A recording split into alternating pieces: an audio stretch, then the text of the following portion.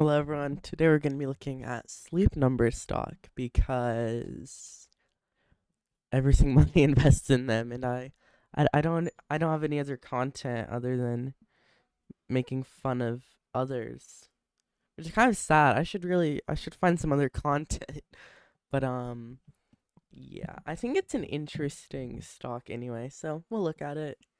So first of all, what does Sleep Number do? They make mattresses. That's all they do.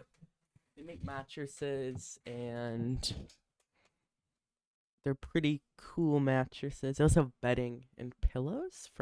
Furniture. What? I didn't know they had furniture.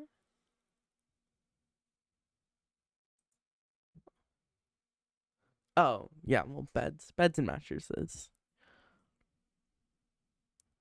And all of their stuff is very luxury. Nothing at Sleep Number is cheap. It's not mint for a recession. Because if we're in a recession, no one's spending over $1,000 on a mattress.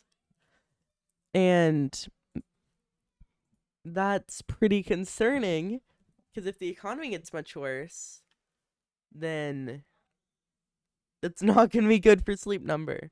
And as you can see, they have a giant sale right now, which is interesting because they have their inventory is at its all-time high.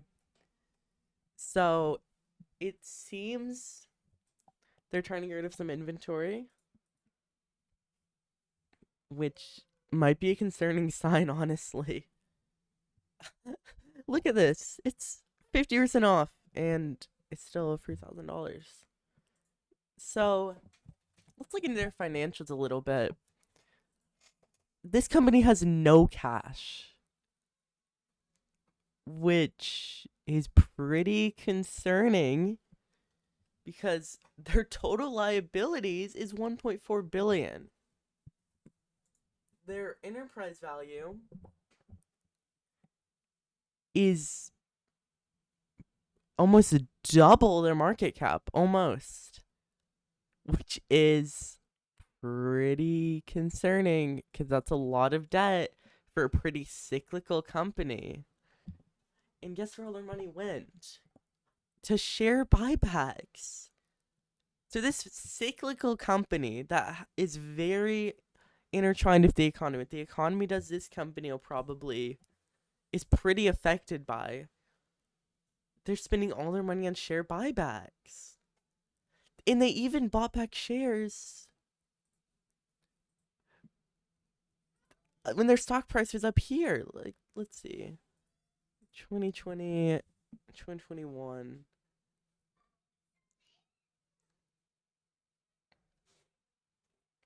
They did calm down on the buybacks actually, which is a good move. But there's still all their cash has gone to buybacks, which should be pretty concerning.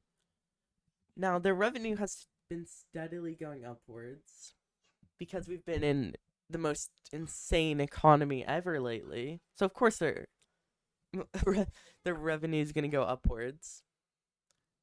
They have their highest margins ever recently, which is good.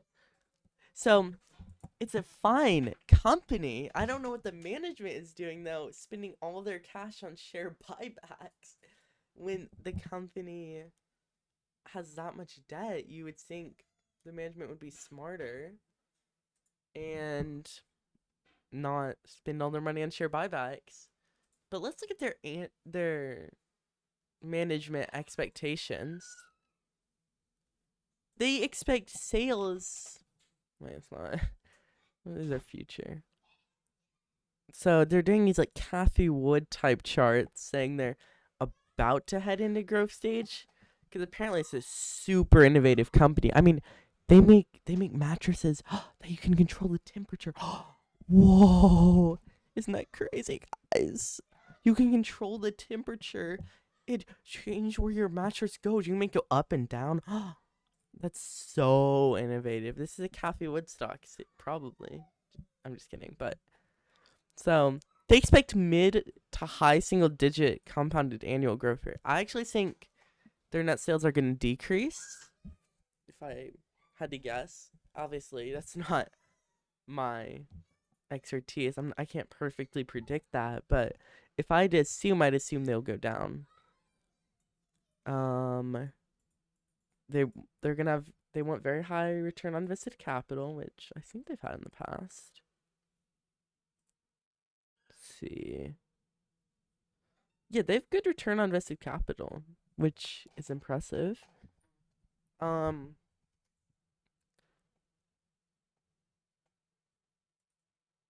they're expecting. I mean, they're expecting incredible growth. Look at this earnings per share growth rate. That's incredible. Will it keep?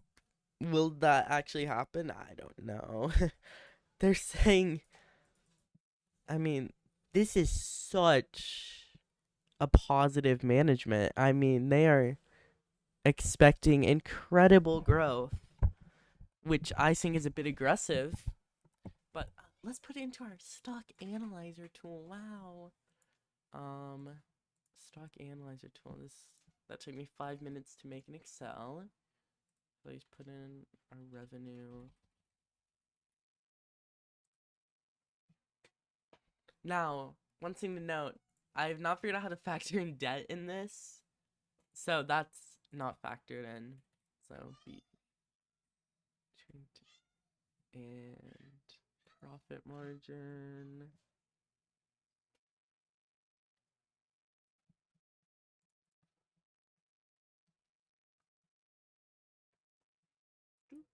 Um, 5, 6, 7. Now, of course, this could decrease, or they could even start losing money. Of course, like let's look at 2008.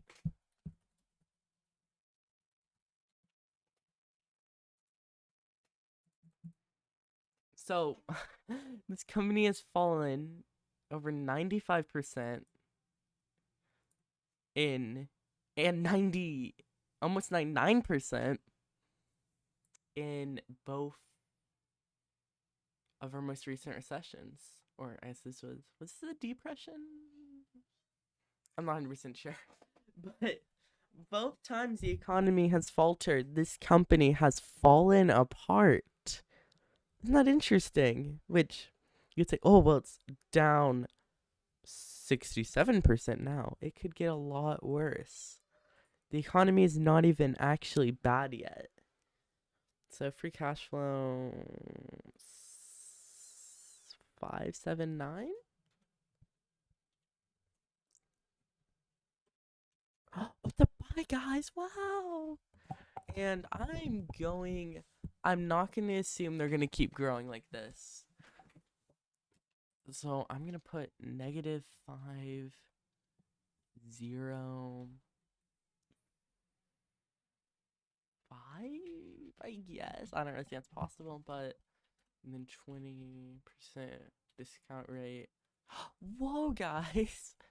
It's a screaming deal. Actually, it's not that great, but I'm being pretty conservative. But once again, this is not factoring in debt. So I don't know, guys. I would not touch this. I'm very concerned about their debt position, and I'm kind of confused about why they're doing all this share buybacks for such a cyclical company. But I don't know. Maybe I'll be wrong. Maybe Paul, the genius investor at Everything Money, will be right. Like he was when he sold Microsoft for like $50 a share, when he shorted Amazon, when he shorted the market in 2017, I think he started. I used to be a big fan of theirs, so I watched all their old podcasts. And I remember he shorted Amazon. He didn't buy Google at IPO. And his investing track record is just not great, honestly. I mean, mine's not great either. I don't really have a track record yet, but when I do, I think it'll be pretty good. We'll see. Well, only time will tell. I've made a few predictions on this channel, so you guys can hold me for what I say and be like, Trip, you are the worst investor of all time, and you should never make YouTube videos, which maybe you'll be right about. We'll see. Maybe Bed Bath and Beyond, AMC, and GameStop. Maybe they're all the future. Maybe Sleep Number is the future. We'll see, guys. But yeah, thanks for watching. That's my analysis on Sleep Number. Bye.